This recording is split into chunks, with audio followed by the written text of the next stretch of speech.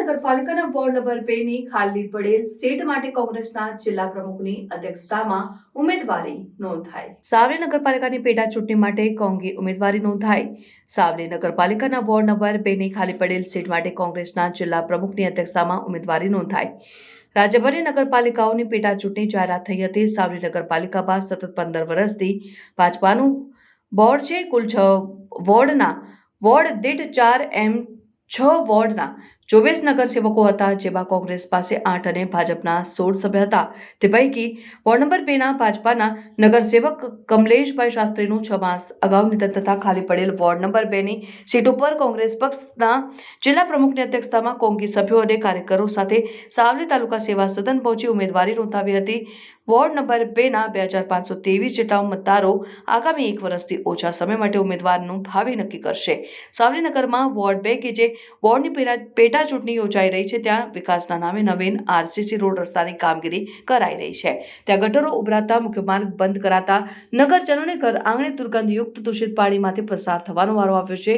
કોંગી ઉમેદવાર પરમાર રતનસિંહ ગોવિંદભાઈ નામાંકન પત્ર ભરવા પાત્રના પૂર્વ ધારાસભ્ય જસપાલસિંહ પડિયાર સહિત જિલ્લા પંચાયત સદસ્ય ડોક્ટર પ્યારે સાહેબ રાઠોડ, નગરપાલિકા વિરોધ પક્ષના નેતા હસમુખભાઈ પટેલ, વિજયભાઈ, મહેશભાઈ, કલ્પેશભાઈ પટેલ સહિત નગરસેવકો, કોંગ્રેસ કાર્યકરો ઉપસ્થિત રહ્યા હતા. આજે જે રીતે સાવલી નગરપાલિકામાં વોર્ડ 2 નંબરના ખાલી પડેલ બેઠક માટે ઇલેક્શનનું ફોર્મ ભરવા માટે અહીંયા આવ્યા હતા, ફોર્મ ભર્યું છે. સાથે સાવલી નગરજનોના જે પ્રશ્નો હતા એની પણ રજૂઆત મળતા અહીંયા સ્થળ પર આવ્યા છે કે જે રીતે સતત 20 વર્ષ કરતાં ઉપરાંતથી આ લોકોનું ભારતીય જનતા પાર્ટીનું શાસન હોવા છતાં પણ આજે સાવલીના લોકોને વિવિધ પ્રશ્નોમાં ખૂબ મોટી હાલાકી ભોગવવી પડે છે.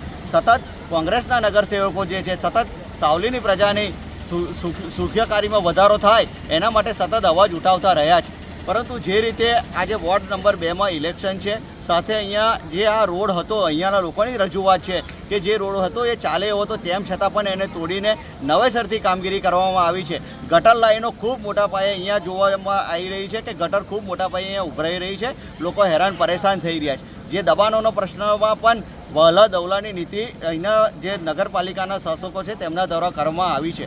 એટલે જે પ્રકારે હાલમાં આ શાસન ચાલી રહ્યું છે, એટલે ખાસ કરીને સાવલીના નગરજનોને અપીલ છે, જનતાને અપીલ છે કે આપણે સતત 20 વર્ષ કરતાં વધારે સમય ભારતીય જનતા પાર્ટીને અહીંયા શાસન કરવા માટે આપ્યું છે. પરંતુ આગામી સમયમાં જ્યારે આજે વોર્ડ 2માં ઇલેક્શન છે ને આવતા વર્ષે સમગ્ર નગરપાલિકાનું પણ ઇલેક્શન આવશે, ત્યારે ચોક્કસપણે આપ જો કોંગ્રેસ સાથે આપનો આશીર્વાદ, જન આશીર્વાદ આપશો. આ તમામ પ્રશ્નોને વાચા આપવા માટે કોંગ્રેસના લોકો સતત અવાજ ઉઠાવતા રહ્યા છે અને આ તમામ મુશ્કેલીમાંથી વાચા મળે એ બાબતે આગળના સમયમાં પણ કાર્ય કરતા રહીશું.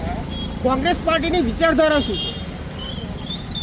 સામાન્ય અને મધ્યમ વર્ગના લોકો હોય, કોઈનો પણ અવાજ દબાઈના તમામ લોકોને પોતાનો હક અને અધિકાર મળે, નાનામાં નાના માણસનું હિત જળવાય, સતત એ દિશામાં કોંગ્રેસ પાર્ટી કામ કરતી આવી. એવું નથી કે વહલા દવલાની નીતિ કોંગ્રેસ પાર્ટીએ રાખી હોય. સતત જે હમણાં જે દબાણનો પ્રશ્ન છે એમાં અહીંયા જે રજૂઆત મળી કે વહલા દવલાની નીતિ અપનાવી, જ્યારે કોંગ્રેસ પાર્ટીનું શાસન હોય ત્યારે આ પ્રકારના પ્રશ્નો ઉપસ્થિત નથી થતા. 24માંથી 8 સભ્યો જે છે એ કોંગ્રેસના છે, તો પણ વિરોધ નથી થતો, શું કહેશો? ચોક્કસપણે અમારા નગરસેવકો વારંવાર અવાજ ઉઠાવે છે, પરંતુ જે અહીંના શાસકો છે એ જે પ્રશ્નો રજૂ કરે છે એ પ્રશ્નો જવાબ ના મળતા તેઓ આરટીઆઈ પણ કરે છે. તેમાં પણ એ લોકોને વ્યવસ્થિત જવાબો આપવા નથી આવતા. જ્યારે મુદતો પડે છે, 4 વખત કહીના લોકો ત્યાં મુદતમાં ધક્કા ખાય છે, તેમ છતાં ત્યારે ઓર્ડર ના કરે ને જ્યારે કોઈ જયું ના હોય ત્યારે ઓર્ડર કરે. આ પ્રકારની વ્યવસ્થા, આ પ્રકારની જે સ્થિતિ છે એ સામે આવી છે.